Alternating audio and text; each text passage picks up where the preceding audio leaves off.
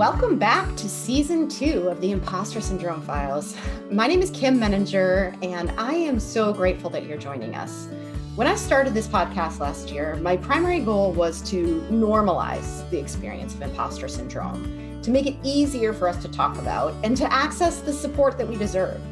I am so grateful to everyone who has shared their stories with me, and I'm fascinated by the linkages between imposter syndrome and so many other facets of our lives.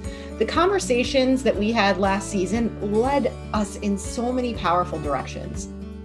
I'm excited to continue these conversations in Season 2.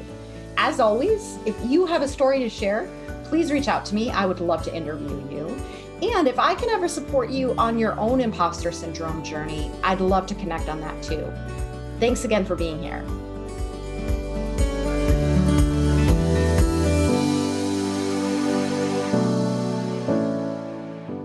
Welcome, Rosalyn. I'm so excited to have this conversation today and would love to start by learning a bit more about you.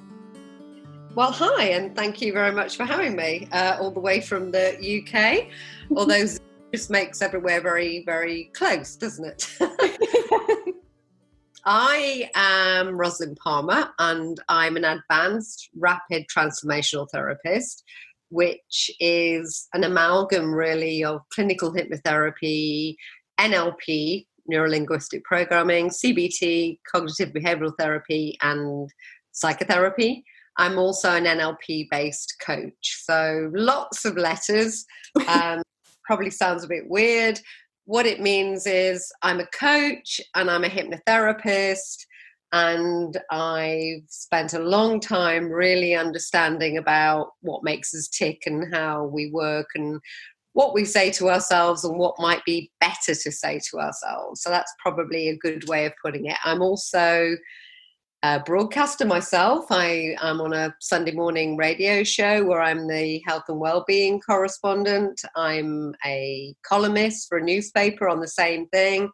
I'm a podcaster too. So really, if it's about emotional well-being, I'm your gal. Wonderful. I'm sure you have a lot to say about this topic then. So I will ask you the couple of questions I always like to kick off with, which are, what does imposter syndrome mean to you? And how, if at all, has it shown up in your life or in your work? So I wrote my book, as in my own book, 2 years ago, and it became an immediate award winner and bestseller. And it took me a really, really, really long time to write that book because I had to go through it all really to do it. And it's called Reset, A Blueprint for a Better Life. And on the introductory page, I say that the book is for anybody who looks like it's all great. Anybody who looks like they've got it all going on. They've probably got the big house. They've probably got the kids at the really great school. They maybe have the really successful career, etc., etc., etc. And the reason I wrote that book is because that was me. And I like to call that person, who is really my go-to client now, Burnt Out Barbara or Burnt Out Bob. And wow, I lived imposter syndrome. I mean, that's the whole point. So for 20 years of my career, was in PR and marketing, mostly PR. I ran one of the most successful PR companies in the world. I mean, it was in London, it was in England, which arguably was probably the most competitive market apart from New York in the 90s. And I won Best Agency at that time. I was runner-up in Businesswoman of the Year right towards the end of the 90s. I had an 8-bedroom house in London. I'll let you work out the realty prices of that. So I went from being very humble, a grocer's daughter, what you call a public school, really not the right university, kind of not the right side of the tracks, to the right side of the tracks. And I married somebody who went to Gordonston, who was friends with Prince Andrew. I was mixing in that world, and I had this great big house. I had a gardener, I had a nanny, I had a chauffeur. I mean, I have to even remind myself what I had, and I never felt that it was me. I was really, really miserable. I was addicted and I was exhausted behind the mask that I was wearing. And I wore that mask because I felt like a complete imposter. Wow. And what do you think was going on? What was it that was making you feel such a disconnect from what was reality and what was going on in your mind? I think things, I mean, interestingly, in the late 80s, early 90s, when I married my first husband, I went on a TV program called Esther. Esther Ranson, she's a very big talk show host in England. I mean, I'm not saying she's Oprah, but she's really big. And she had this talk show, and somehow or other they picked up on my husband and I at the time. And it was, the show was about whether, having come from a public school education and like the wrong side of the tracks or the right side of the tracks, could you have the same values? Could you achieve the same? And we went on as the golden couple who, yes, we could. And I remember being there. I remember being in the studio with the lights on and everything. And genuinely, I was congruent. I genuinely believed what I was saying, that what we were saying was, although he came from parents who lived in the Bahamas, he'd gone to, Gordonstoun, a really privileged upbringing. He'd gone to the right university because he'd been to the right schools. He never worried about money. He had this kind of sense of entitlement and this kind of sense of it would all be okay. And I did not have that. I was a grocer's daughter. My parents were grocers. My parents' parents were grocers and miners. They went down the pit, coal mining, and my mother's mother worked in a mill in the industrial north and died really young because of that. She was a single mother. They really knew poverty. I came from, our house was pulled down when I was 5 years old for slum clearance, like the projects you would have in America or somewhere. I mean, I really came from that background. I was the first member of both of my lineage, my parents, to ever go to university. So, I came from a very, very different background. And I remember sitting there and saying that the values my parents had given me, the fact that I'd been a Girl Guide, a Brownie Guide, like the Scouting Association, that I'd always been very driven. I'd been in the school choir. I was always the one wanting to do stuff. I was the editor of the school newspaper. That because of that, because somehow I had those values and very good grounding, that my ex and I were on a page. We were on a par. And I remember sitting in that studio with the makeup on and the lights, and I 100% believed that. And absolutely 100% was not true. Because when we started to make the money in the 90s and I got the trappings of success, I didn't feel that I should have them. I didn't feel worthy. I felt that I was like selling out. I thought that maybe it would erode my soul. I also, without realizing it, and it was why I met Marisa Peer, who I then trained with, hypnotherapist, had learnt as I grew up that the reason my parents did well, and they did do really well considering the backgrounds they had, was they worked so hard that it really, really made my father ill. And so I had this kind of background neurosis or psychology that I didn't even know till I had hypnotherapy, that I thought, wow, you're going to pay for this with your health. You're going to pay for this success with your soul and with your health. And so all the time that we started to have the trappings of success, we had the really big house. I mean, seriously, it was an 8-bedroom house in London. I've flown Concorde. I've flown first class. I was a member of a really posh private members club where I met Madonna and Gwen Stefani in the toilets. I mean, it was incredible, but I never felt that I should really be there. And yeah, that really troubled me. So when we moved and we sold the business, I was a millionaire at 40. We moved to the Bahamas. I thought, yay, I'll work all this out now. I'll settle now. I'll understand. I'm going to spend the time with the kids. I'm going to be me.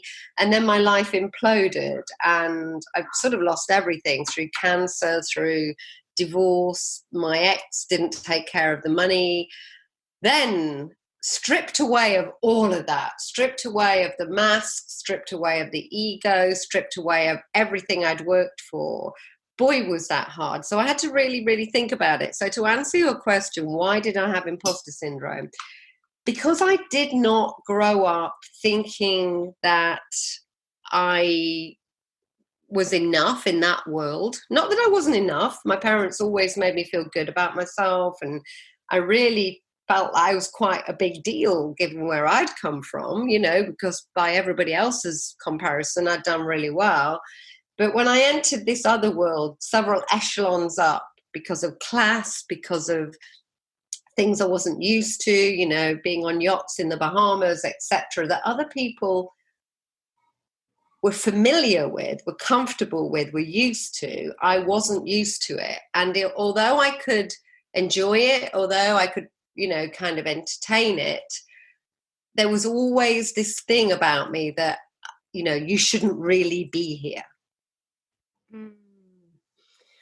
Wow. And you're really hitting on, I think, one of the common triggers, which is when you're the first in your family to do something new, right? To step outside of, you're describing it as different worlds, right? To just step into this new world where other people just seem at ease, very comfortable. They seem to belong there. And you're so aware of how different you feel from everybody else. Yeah. And nobody gives you a blueprint for that. Right. Like I said, there's me on this TV program going, yeah, I think we're good. Yeah, we're fine, because our values match. I mean, I did Tony Robbins' PR. I was his PR rep. Okay. And so I really understood about NLP and mirroring and matching and values and all that. And I genuinely, hand on heart, thought, I am cool with this. I am okay with this. But really, I wasn't. I really wasn't. And it was very strange. So, I mean, I lived in the Bahamas for 5 years. And I would say the first 3 years when I lived in Nassau, and it's quite a rarefied, kind of strange world in Nassau, or it certainly was when I lived there. And a lot of people live in gated communities. They don't really mix. They don't really match. I was like, no, I'm not going to do that. If I'm going to live here, I'm going to live here. I want to meet people who live here. I want to meet people who've grown up here. I want to meet Bahamians. This really touches now on Black Lives Matter. I was like, because the background in the Bahamas is very white, very colonial. People would enclave themselves away in their very rich, white, colonial kind of places. And I was like, I felt really uncomfortable with that. I felt more comfortable with just being downtown, kind of jamming with the locals. I was like, yeah, this feels authentic. This feels good. So I was always a misnomer, even when we lived there, because my kids went to like a school in a gated community, and the other mothers would, say to me things like, oh, so do you go out the gates? And I'm like, I don't even live here. I bring my kids here, but I live down on the beach. And they're like, you live on the beach? Oh my God. Like, how could you do that? You're mad. You're going to be killed. And okay, there's violence there like anywhere. But I'm like, no, I'm going to live here. I'm going to meet the people here. So I joined book clubs. And I had so many weird experiences. I remember being in a nail salon one day, and the woman said to me, you do know you're the only white customer we have in this nail salon? And I was like, am I? Like, wow. And they were like, no, they don't kind of come here. So that was strange, because I think at that point I started to reject the masks. I started to reject the we're all like each other and this is how we look. And I wanted to know what was behind the mask. I wanted to not be an imposter. I wanted to be 100% an authentic version of me. And we ended up on an out island where you really, well, it's crazy. There's like billionaires and winter snowbirds, but also like the real true Bahamians, including quite a few drug dealers, to be honest. I mean, seriously, I mean, I'm writing a book about it, actually. I'm actually writing a novel, because you kind of couldn't make it up. But maybe at that time that was a good thing, because I think I'd just gone, no, I'm not playing the this is how it looks game. I would be the mum who'd go to school and pick her kids up, and all the other mums would be wearing, Lululemon or like gorgeous dresses, and I'd be like in flip-flops and shorts and a t-shirt. I think I became very authentic. And actually what happened was God, the universe, whatever you want to call it, obviously decided that was what I should do. So at that time I lost everything. My father had a stroke. I then found out I had breast cancer. We had a hurricane, it destroyed our home. My mother then got terminal pancreatic cancer. My father got very depressed. And then I found out that my ex had kind of pretty much lost most of our life savings. And that all happened in like a 18-month period. And so trust me, when that happens and you leave the UK with a multi-million-pound house and lifestyle thinking you've made it, and you come back 5 years later as a single unemployed mother with 2 kids just to bury your mom, and then go, how do I start again? Any imposter syndrome I had was really, truly, genuinely stripped bare. And I do think I asked for it. I think I asked the universe to be authentic, to be real, to be full of grace. But boy, was it painful. So where did you go from there? Because you're in a whole different space now. It sounds like you are tackling very directly some of the themes that maybe you were experiencing more indirectly, or were starting to emerge as you were nearing the end of this phase of your life, right? So how did you get to where you are now?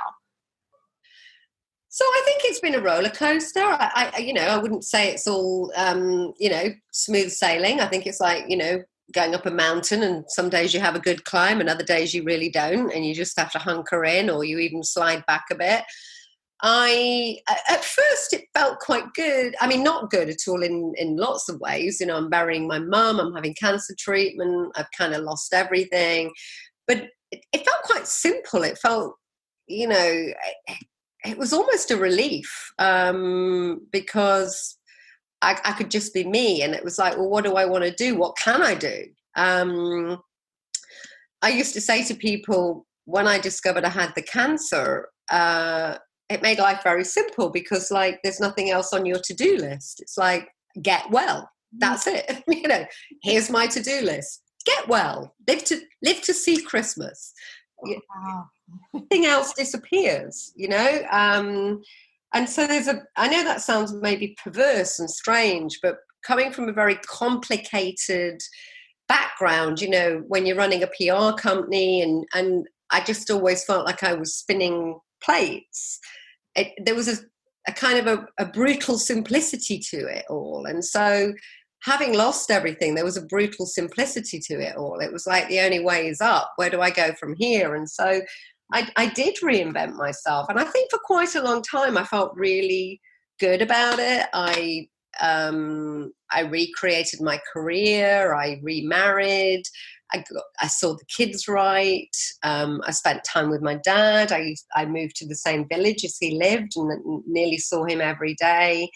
I ended up in a training and development company. Then I was head of an international charity, the Leprosy Mission, where I'd be going to India and Africa and meeting the most really marginalized and deprived people in the world, and most discriminated against, because leprosy is below the untouchables. And so there was a great sense, I think, of, but then my second marriage broke down, and the menopause hit. I kind of lost a sense of identity in myself. My father died on my 50th birthday.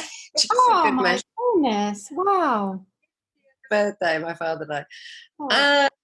And again, I was kind of put into free fall. And I'll be honest, maybe at that time I was a bit like, what? I thought I was being authentic. I thought I'd learnt my lessons. I thought I'd had it all stripped away. I've built this back. What now? And that, that was kind of difficult, I'll be honest with you.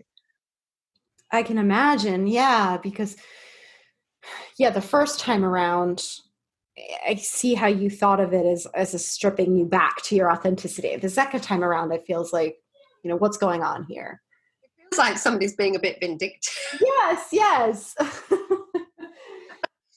So where are you now?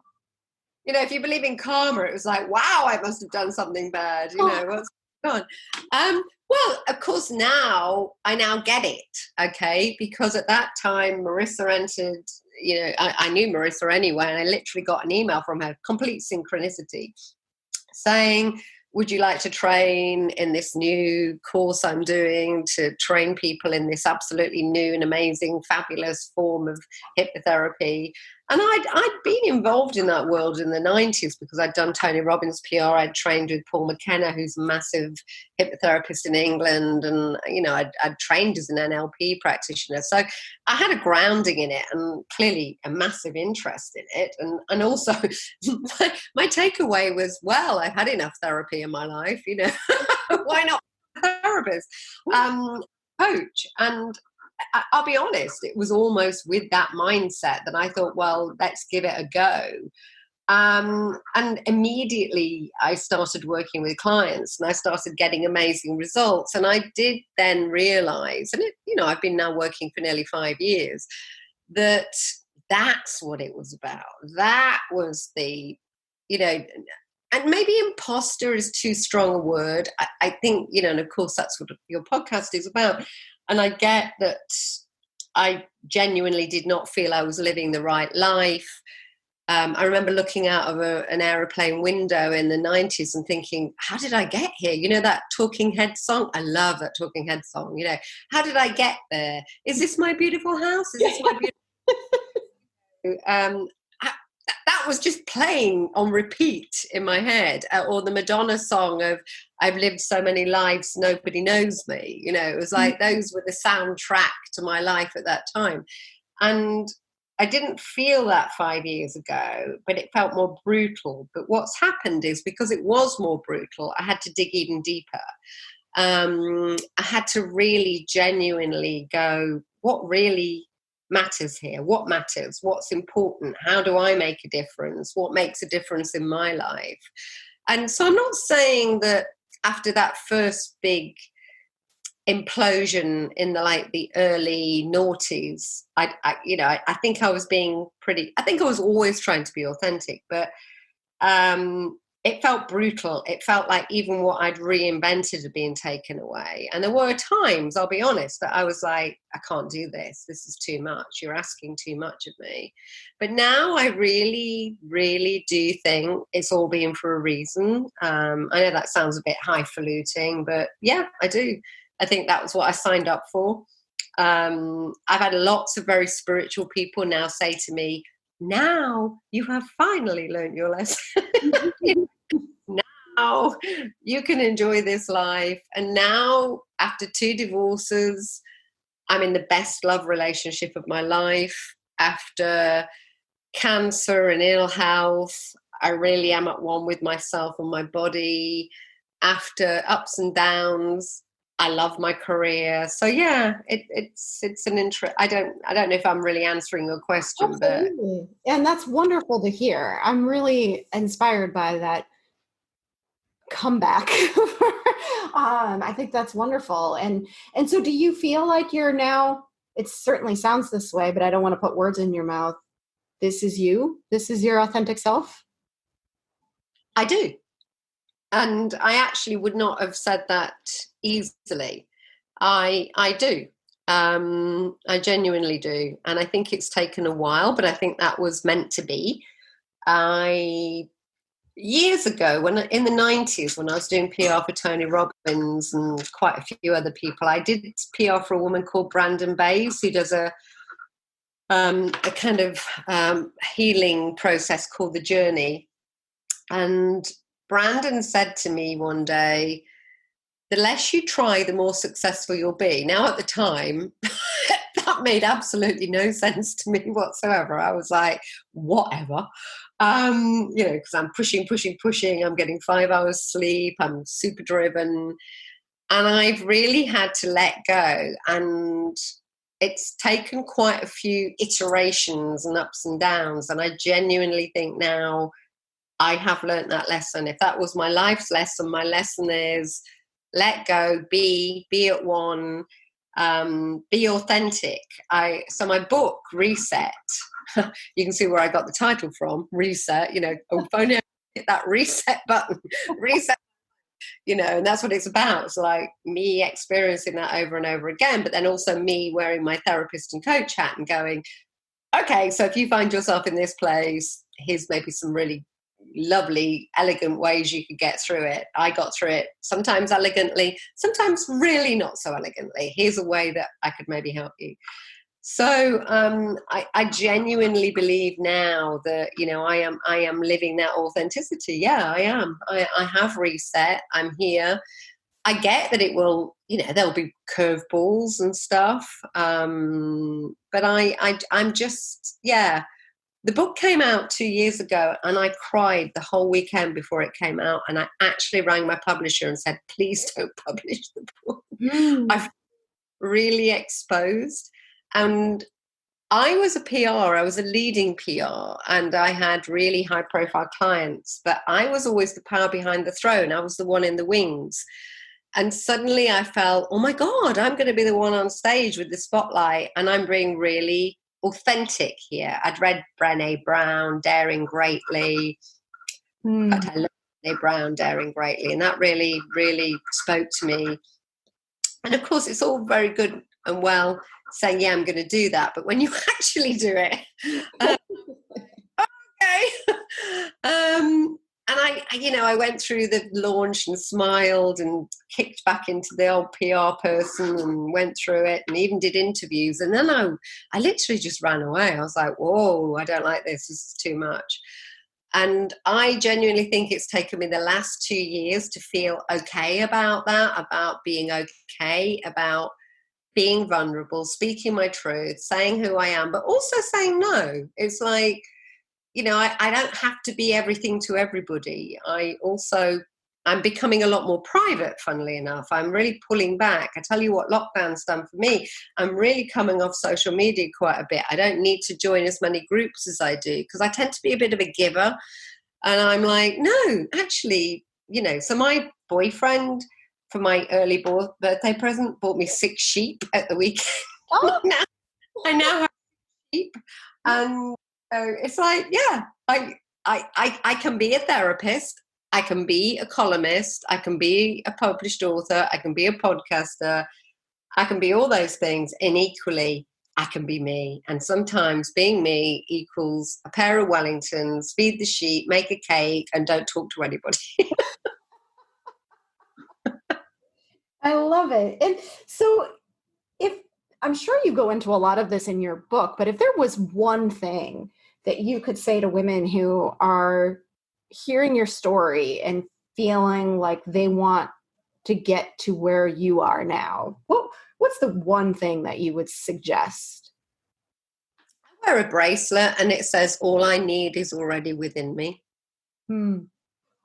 And I think we doubt that we already have it all going on. I can roll out all the coaching and therapy stuff about put your own oxygen mask on first and all the rest of it. And women are so bad at that because we're so socially conditioned to put others before ourselves. But just trust that if you just genuinely behave towards yourself the way you're probably helping and behaving and supporting and loving and being strong for everybody else, you can do it. There's also an amazing poem. I love this. Strong trees do not grow with ease. The stronger the wind, the stronger the trees.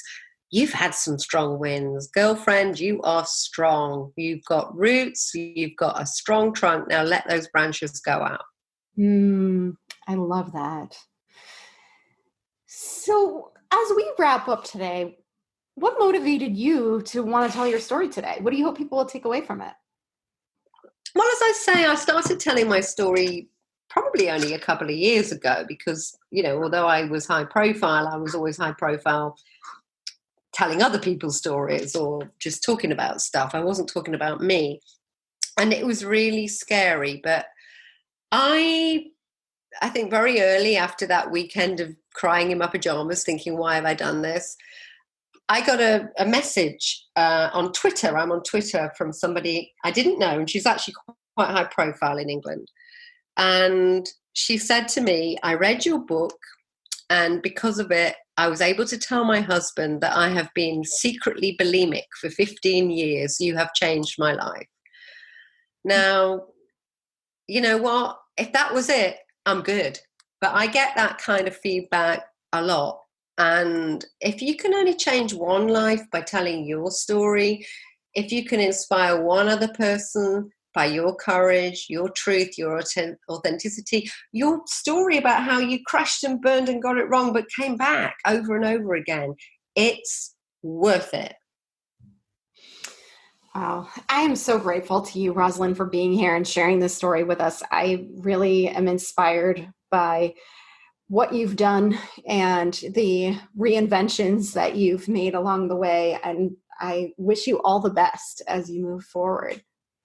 Thank you. I really appreciate it. And thank you for having me on. It's really lovely. And I love the authenticity of your podcast. What a brilliant, brilliant platform. Thank you very much. Oh, thank you. Thanks again for listening today. If you're struggling with imposter syndrome and you'd like additional support, check out the show notes for more resources or contact me directly. I would love to help you. And if you'd like to tell your story, I would love to interview you. You will find my contact info in the show notes, so reach out anytime. Thanks again.